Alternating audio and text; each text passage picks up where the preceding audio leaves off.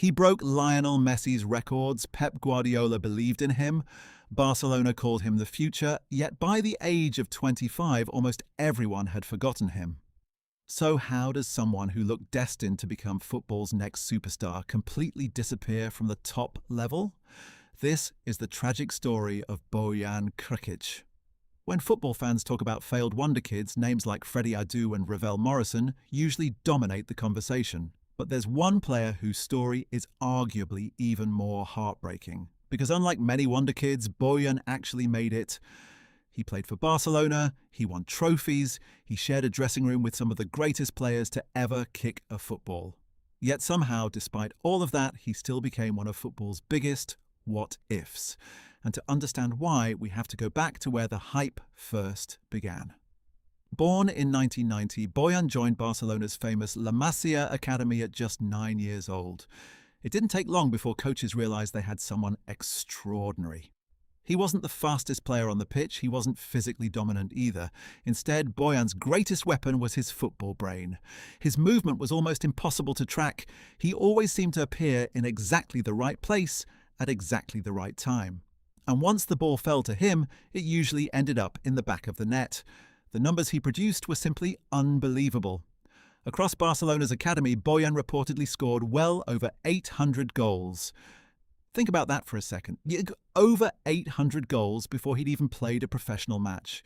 Even more remarkably, he broke several youth scoring records previously held by a young Lionel Messi. That comparison followed him everywhere. Every youth tournament, every newspaper headline, every interview, the next Messi. At first, it sounded like a compliment. Eventually, it became a burden. Still, by 2007, Barcelona believed he was ready. At just 17 years and 19 days old, Bojan made his La Liga debut. Only weeks later, he became Barcelona's youngest league goalscorer, and unlike many academy graduates, he didn't look overwhelmed, he looked like he belonged. He finished his first season with 12 goals in all competitions, despite rarely starting matches. To put that into perspective, Lionel Messi scored only 4 more. For a teenager surrounded by world-class players, it was an incredible introduction. Every performance only added more fuel to the excitement. Barcelona fans genuinely believed they'd found the player who would lead the club into the next generation. There were shirts with his name everywhere. Kids copied his celebrations. The media couldn't stop talking about him. But while the football world was celebrating, Bojan was quietly struggling. Most footballers dream of making their professional debut. Bojan achieved that dream before turning 18. The problem was, everything happened too quickly. Every week brought another front-page headline, another comparison with Messi, another reminder that millions expected him to become Barcelona's next icon. For most teenagers, that's unimaginable pressure. For Bojan, it became his everyday life. Years later, he admitted he suffered from severe anxiety and panic attacks throughout this period. Sometimes he struggled to breathe before matches. Sometimes the pressure became so overwhelming that simply stepping onto the pitch felt impossible. One of the clearest examples came before Euro 2008. Spain announced their squad, and Bojan wasn't in it. At the time, many people assumed he'd simply been left out, but the truth was much sadder. He had withdrawn because of anxiety. Imagine that. At just 17 years old, while the football world expected him to become the next Messi. He was fighting battles that nobody could see. Then, in 2008, everything changed again. Pep Guardiola became Barcelona manager. On paper, this should have been the perfect opportunity. Guardiola trusted young players, he believed in La Masia, and he genuinely rated Bojan. But football isn't always that simple because Guardiola also built arguably the greatest club side in history. Lionel Messi entered his absolute prime. Xavi and Iniesta controlled every game. Breaking into that team consistently became almost impossible. Bojan still played over 100 matches under Guardiola. He even won the Champions League.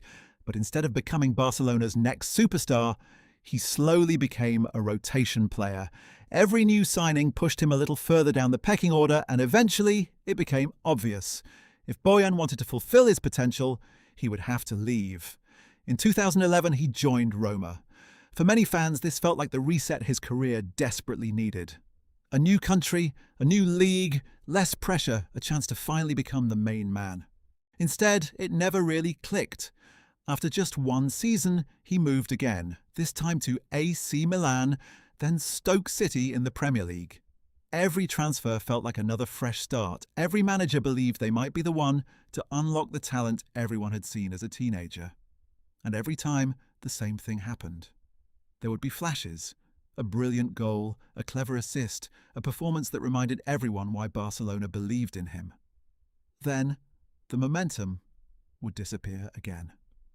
His move to Stoke perhaps summed up his career better than anything else. Few people ever imagined the boy, once compared to Messi, would end up playing on a cold, rainy night in the Premier League for Stoke City. Yet to his credit, he adapted, he worked hard, he reinvented himself. He was never spectacular, but he remained a respected professional. Later spells in Germany, Spain, Canada, and finally Japan followed before he eventually called time on his career. Looking back now, it's tempting to label Bojan as another failed wonderkid, but that completely ignores the bigger picture.